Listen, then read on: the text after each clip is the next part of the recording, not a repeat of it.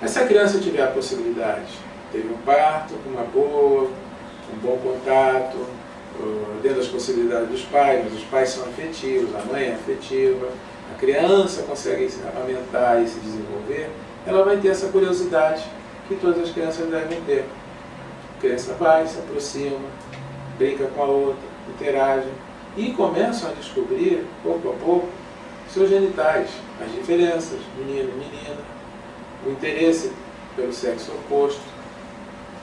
Nessa época, às vezes o interesse não fica tão claramente definido. Eles se aproximam um do outro para se ver como é que não é, fazem seus jogos, isso faz parte da vida deles. Para os adultos isso é um problema, porque os adultos já pensam nisso como algo que deve ser reprimido. Não são poucos os lugares hoje no mundo em que as crianças desde pequenas são reprimidas na sua sexualidade, ou são abusadas por sua curiosidade por adultos perversos, pensam que são crianças para ficar se relacionando com crianças. Na realidade, tiveram muito pouca experiência infantil, então vão tê-la enquanto adultos pensando que com uma criança como se fossem da mesma idade. As crianças devem ter todo o direito de ter suas experiências com crianças da mesma idade.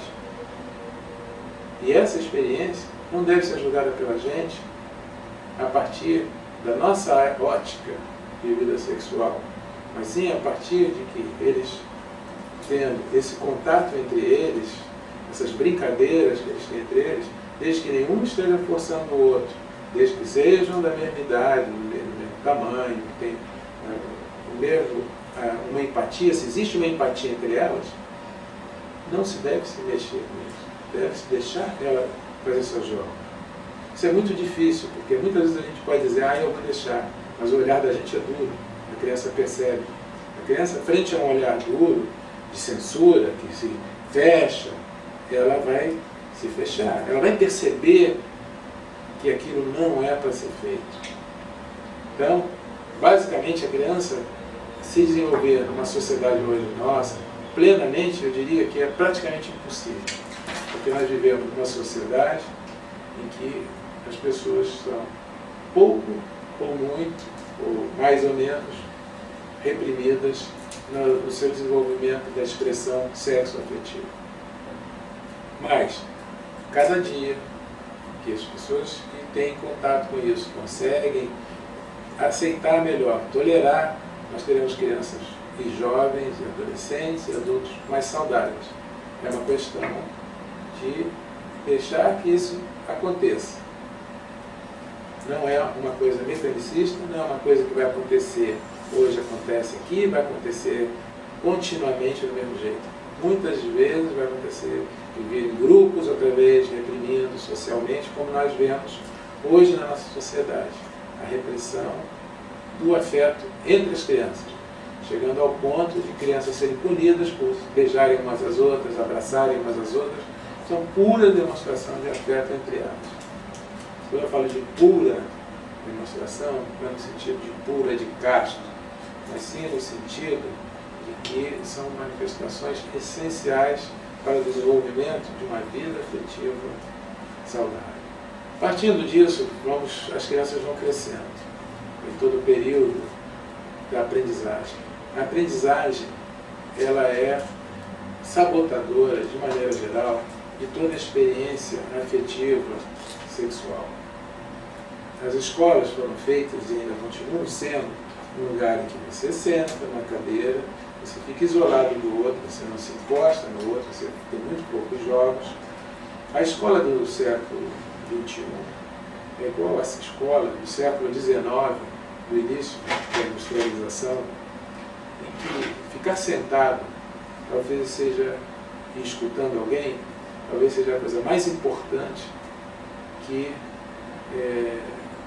se faz na vida das crianças. Ficar sentado, escutando, era feito isso para treinar as pessoas a trabalharem em fábricas, sentadas e fazendo funções monótonas e repetitivas todos os dias. Essa era a função de ficar sentado e escutando. Isso não é aprendizagem.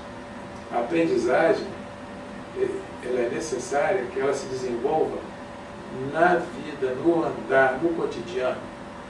Ela tem que estar ligada à realidade do cotidiano. A criança vai se interessar em saber alguma coisa sobre a eletricidade quando você acende e apaga a luz. Ela vai se interessar a partir disso, não a partir de a eletricidade foi descoberta por tal pessoa, por tal fulano. Isso é teórico, isso é muito longe da prática. Toda observação tem uma teoria que pode ser levada até lá, mas tem que se partir da possibilidade que você tem de olhar e sentir, ou seja, de você estar envolvido emocionalmente. O conhecimento, assim como a vida sexual, tem que ter emoção. Quando a emoção não existe, quando não existe o afeto naquilo que se faz, ela é plenamente vazia e sem sentido. Nós ficamos procurando o sentido da vida a vida inteira.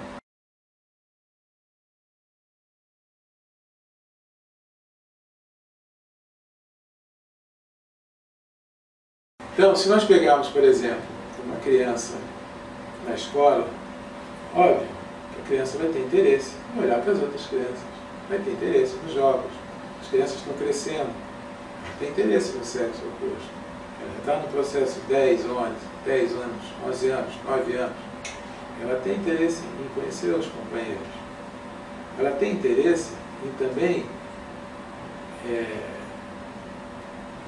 que o conhecimento que ela está aprendendo ali tem alguma coisa a ver com a realidade da vida dela.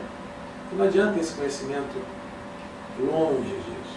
Se nós pensarmos na biologia, ela também não vai ter interesse em saber como é que o animal se reproduz. Ela tem interesse em saber como o animal se reproduz porque ela está interessada em saber alguma coisa sobre sua sexualidade a mais. Só que isso é ocultado. Se fala normalmente sobre o bebê, sobre o animalzinho que nasceu da mãe, mas não se fala sobre o intercurso sexual, sobre a vida sexual entre os animais, entre os homens e mulheres. A vida sexual, o ato sexual é ocultado entre meninas e meninas, entre adolescentes. Não se fala disso. E tão pouco homem conhece o suficiente para falar sobre uma sexualidade mais intensa ou menos intensa. Falta conhecimento porque as pessoas são cegas a respeito da sua sexualidade. Elas falam, existem aulas sobre cardiologia, sobre exercícios que se devem fazer para levar uma vida mais saudável, sobre alimentos que são melhores, mas como é que é a melhor vida sexual? Aí chegamos no tabu. Cada um é diferente do outro. Certo?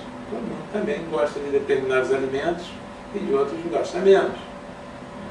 Mas existe algo que nós não podemos deixar de reconhecer. Existe uma alimentação mais saudável. Na sexualidade também existe isso. Só que o homem luta para não querer ver o que acontece com a sua vida sexual e como ela se desenvolve.